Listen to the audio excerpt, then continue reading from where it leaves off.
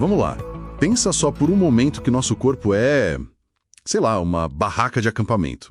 Útil, claro, mas temporária. O que acontece quando ela se desmonta?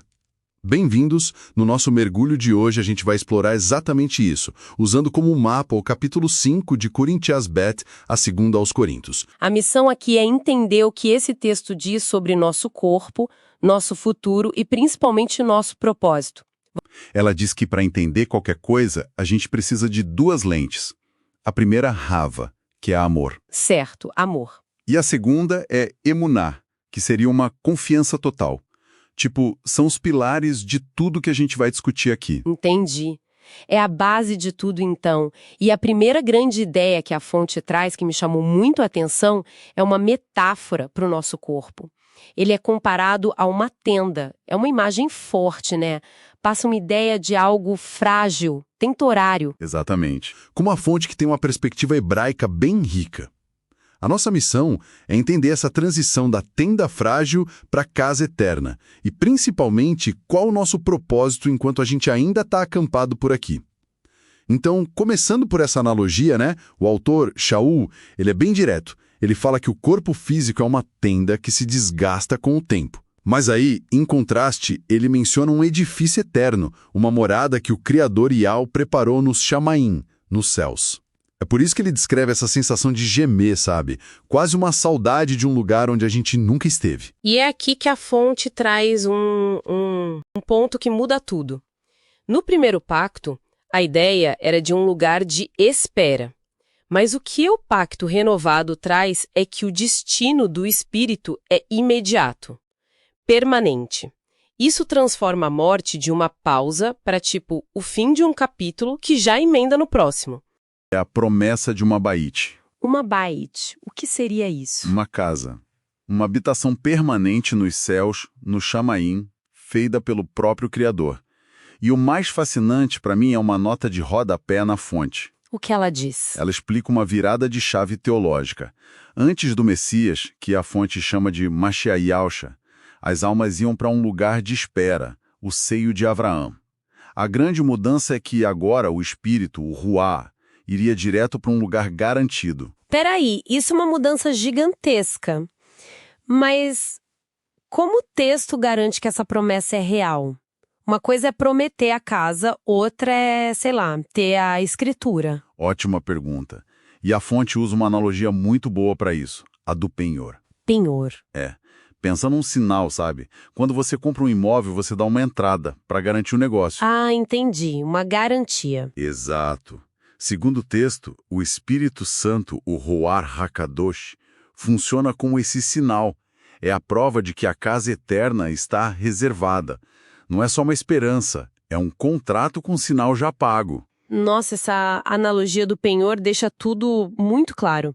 Ok, então, se a pessoa tem essa garantia, essa segurança, como isso afeta a vida aqui agora na tenda? Aí é que o jogo vira. A fonte argumenta que essa segurança gera uma transformação tão radical que a pessoa se torna uma criatura renovada. As coisas antigas, a mentalidade, tudo isso fica para trás. Um renascimento, então? Isso. Mas essa nova identidade não é só para a pessoa se sentir bem. Ela não é passiva. Ela vem com uma missão muito clara. O que a fonte chama de serviço da restauração. Serviço da restauração. O que isso quer dizer na prática? É uma missão com duas vias. A primeira é interna. A restauração do próprio coração, sabe? Se alinhar com o Criador. Certo, a parte pessoal. E a segunda é externa. É a restauração de uma nação, com a tarefa de encontrar as tais ovelhas perdidas. Nesse papel, a pessoa vira um tipo de embaixador do Mashiach. Um embaixador. Alguém que representa um outro reino, é isso? Exatamente. E a mensagem que esses embaixadores carregam é um apelo muito direto. É como se o próprio Criador usasse a voz deles para dizer: por favor, voltem para Yahweh. É um chamado à reconciliação. Então, na verdade é uma coisa ligada na outra. A consciência de que estamos numa tenda temporária não é para dar medo. Não mesmo. É para dar um senso de urgência para essa missão de embaixador. A fragilidade do agora impulsiona o propósito para o futuro. É essa a lógica. Perfeito, você resumiu a ideia central. A promessa da eternidade redefine o propósito da vida temporária. E isso deixa a gente com uma reflexão, né? A resposta está em dois conceitos que são chave. O primeiro é o nosso halaká. E halaká é mais que só conduta. É tipo o rastro que a gente deixa nossos passos diários. E o guia para esse caminho não é o que a gente vê, mas a emuná. E emuná não é só acreditar. É uma confiança tão, mas tão profunda que te faz caminhar na ponte sem ver o outro lado, porque você confia totalmente em quem a construiu. Entendi. Uma confiança que guia as ações. Mas essas ações têm consequências, certo? A fonte fala do assento de julgamento. Isso soa bem, intimidador. Parece, né? E o fascinante é como o texto lida com isso. A gente esperaria que a motivação fosse o medo desse julgamento. Mas não é. A fonte mostra que a força motriz é o ahava do Mashia, o amor dele. Esse amor, a palavra usada é que ele nos compele. Não é um convite, é uma força interna que te empurra para não viver mais só para si mesmo. É tipo um motor interno, então. E quando esse motor está funcionando, o que acontece com a gente? Qual a consequência prática? A consequência é uma identidade completamente nova. Quem está unido ao Mashiach Yahushua é descrito como uma criatura renovada. As coisas velhas, sabe? A mentalidade antiga, os hábitos, passaram. É um recomeço de verdade.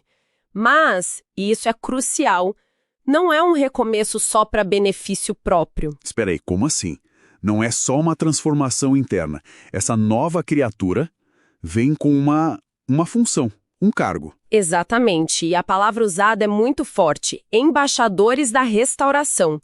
O embaixador não fala por si mesmo, né? Ele representa o seu reino, a missão de ajudar a restaurar a nação, trazendo de volta as ovelhas perdidas. E qual seria a mensagem principal desses embaixadores? O que eles proclamam?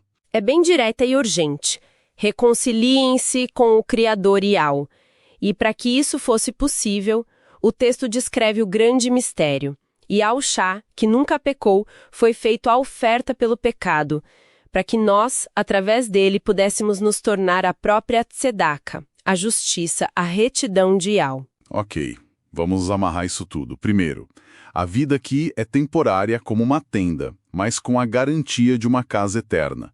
Segundo, o nosso caminhar, o nosso halaká, deve ser guiado pela emuná, pela confiança e impulsionado pelo ahavá, pelo amor, não pelo medo. E por fim, essa jornada toda nos transforma em novas criaturas com uma missão bem clara: ser embaixadores da restauração. Exato. O que me deixa com um pensamento final, sabe? Para a gente refletir depois. Se alguém assume de verdade essa identidade de embaixador, de representante de outro reino em solo estrangeiro, como isso muda as pequenas coisas do dia a dia? Ah, não só os grandes discursos. Não? Como essa pessoa reage no trânsito, como ela trata o caixa do supermercado. Cada pequena ação vira um ato diplomático, entende? Como isso deveria, na prática, recalibrar a forma como essa pessoa interage com as prioridades, com as lealdades e até com os conflitos deste mundo temporal onde a gente ainda está acampado.